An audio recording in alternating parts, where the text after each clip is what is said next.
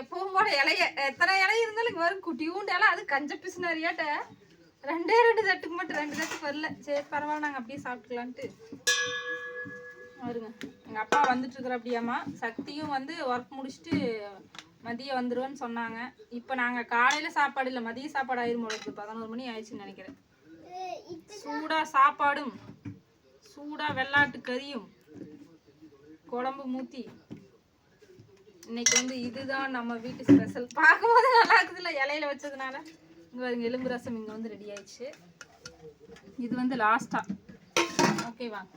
உங்கள் வீட்டிலலாம் மீனா சிக்கனா மட்டனா அப்படிங்கிறத சொல்லுங்க. எங்களுக்கு அதிகமாக இந்த மட்டன் சாப்பிட்டே பழகி போச்சுங்க ஃப்ரெண்ட்ஸ். எல்லாரும் கேட்குறீங்க, ஏங்க இந்த மீன் இதெல்லாம் எடுக்கவே மாட்டிங்களா, ஏன்னா ஒரே மாதிரி சமையல் எப்பா பாரு இதே தான் அப்படிங்கிறீங்க.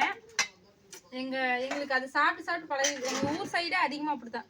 ஒன்றா சிக்கன் இல்லை மட்டன் தான், மீன் அதிகமாக எடுக்க மாட்டோம். அதனால் நானும் எடுக்கிறது இல்லைங்க ஃப்ரெண்ட்ஸ். ஆனால் அடுத்த வாரம் கண்டிப்பாக மீன் எடுப்பேன். இன்னைக்கு சக்தி இருந்தது எடுத்துருப்போம். அவர் வேலைக்கு போனதுனால எடுக்க முடியல. சுகாஸ்க்கு வந்து இன்னைக்கு முதல் முறையாக சிக்கன் எடுக்காமல் மட்டன் சாப்பிட சொல்கிறேன். பாப்போம் என்ன ரியாக்ஷன் கொடுக்குறாருன்னு தெரியல. அவர் வேற எல்லாத்துக்கும் ஊற்றுக்கலாம் ஃபர்ஸ்ட்.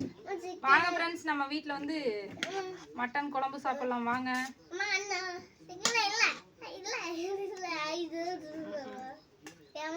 ஆமாம்மா, எங்கள் வீட்டில் மட்டன் இல்லைனாலும் குழம்பு வேணுமாங்க. அதுதான் டேஸ்ட்டாக இருக்குது. ஆமாம், வாங்க சாப்பிடலாம். என்ன ஸ்பெஷல் சொல்லுங்க, அடுத்த வீடியோவில் பார்க்கலாம். பாய்.